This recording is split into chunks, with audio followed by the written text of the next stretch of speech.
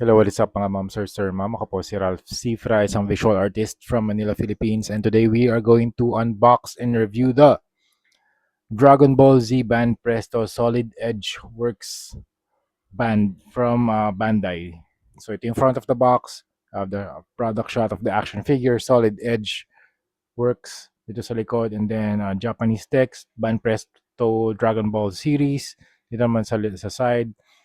Uh, Desaturated black and white solid edge works very nice. Banpresto Dragon Ball actual size and color may vary.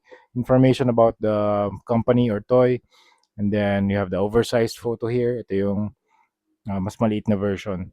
Okay, so pag binuksan nyo to, puro cardboard siya to protect the action figure, and naka-plastic din yung action figure. Ay, yung ano pala, statue pala, hindi pala to action figure. Okay, this is Broly out of the box. Dragon Ball Z Broly, legendary Super Saiyan form, DBZ iconic look. This is very nice. Actually, nakita ko to sa Philbars Multiverse sa SM North.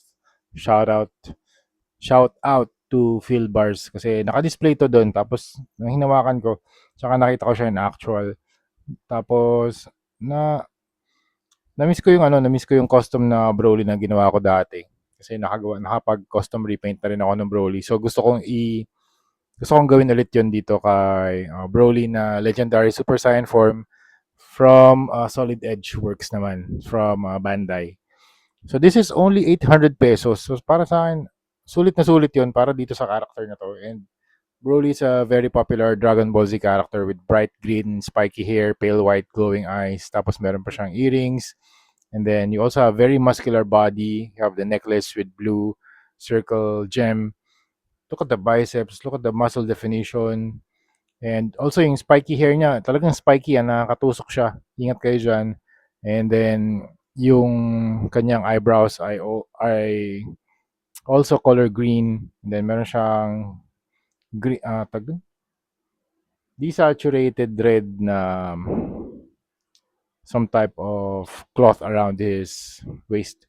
Then you have the belt. Ito, made of plastic lahat to pero mabigat siya. Ang bigat ng Broly na to. Kaya yun yung factor na kino-consider ko rin sa solid edge works na to kasi hindi siya light, super solid siya, plastic, hindi siya hollow. Kasi pag hollow plastic to, medyo magaan siya. Pero kung di naman nagma-matter sa inyo yung weight sa mga action figures, pwede na rin talaga mga ma'am sir. Maganda naman yung sculpt and kung trip nyo yung mga appearance